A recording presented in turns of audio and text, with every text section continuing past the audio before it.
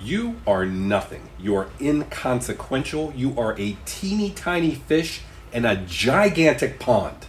That's how we're going to start today, because that's the kind of motivational speech I usually give my kids when I send them out into the world. And then they're like, what? That doesn't make me feel good. I'm joking. I don't say that to them. But I am saying that to myself, and you might be a teeny tiny fish in a big pond. Today we're talking about ICP, 6 days a week, crypto for the rest of us, tip, tool, or coin analysis in the morning. In the evenings, I usually do an ICP and an HBAR update because I'm tracking these things all day, any day, every day.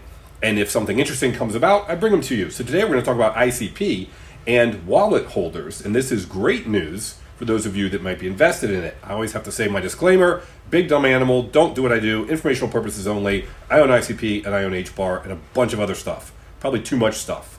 That's why I try to narrow it down. I created a Discord. Please join.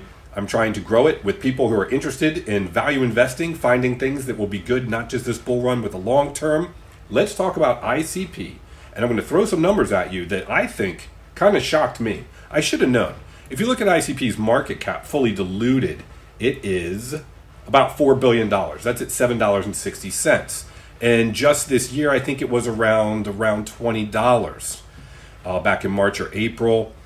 Okay, but now it's $7.62. So it could have been $9 billion earlier this year. Anyway, that's $4 billion. But how does that break down? And I'm going to put a link to this site because they talk about the wallets and how much the wallets hold. So we're going to start with number of addresses with a non-zero balance. Okay, so in other words, it has at least some ICP. It's not zero. Currently standing at 676,000, a little over. At the beginning of 2024, January 1, it looks like it was around 492,000. So let's just say 500 to almost 700,000. Look at the trajectory of wallets having some ICP. 500 to 700, that's a 200,000 gain. A 200,000 gain on 500,000 is about 40%.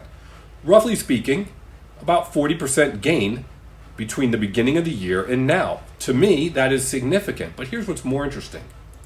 Because I like to know and I like to see that all the wallets are increasing in value. But I also like to think that these are different types of investors because they have a different amounts of capital. You have, what about those with a balance greater than 1 or a balance greater than 10? Okay, so if it's a balance greater than 10, you can see again up and to the right, it's about 62,000 to about 92,000. That's a 50% gain of people having greater than 10. Now the next threshold is greater than 100. So that means that this is somewhere between, well, if it's greater than or equal to 10, it's 10. And it goes up to 99. So somewhere between 10 and 99. All right, it's $7. Current value, let's just say it's $8. It's more than 7. Currently around $8. That's $80 to possibly 99, almost 100. It's almost $800. Okay. Then balance is greater than or equal to 100. Ad popped up. That's awesome. And that one has gone up substantially as well. That's somewhere between 100 and 1,000. So that's 100 and up to 999. That's fairly significant. I did some math here on this category. Again, up and to the right, great. This category interests me. Balance is greater than or equal to 10,000. Now this is interesting. Back in the beginning of the year, 2024, we had around almost 4,000. It did dip. Some people got out of it, 39.27. Not a huge dip from 4,000, almost 4,000 to 935 or 927. Okay, and now it's around 4,100. Okay, well let's think about that. That's between 10,000 and 100, which means 10,000 and as high as 99,999. Quick math, 10,000, current price around $8. That's about $80,000. So people in this category that's going up have invested at probably, now of course they could have bought it way back when it was much cheaper. But if we just use the current $8 price and the 10,000 lower limit, that's $80,000 of value in all of those wallets. Then we've got the upper bound of 99,999, almost 100,000 at $8. All right, that's easy math. $800,000 in value. So what about the total amount? Well, if we've got 10,000 at $8 and you're multiplying that by the 4,148 wallet holders, well, that's somewhere between a lower bound. If everyone just had 10,000, that would be 330 million. Upper bound, what if everyone had that 100,000 or 99,999? Well, that would be 3.3 billion.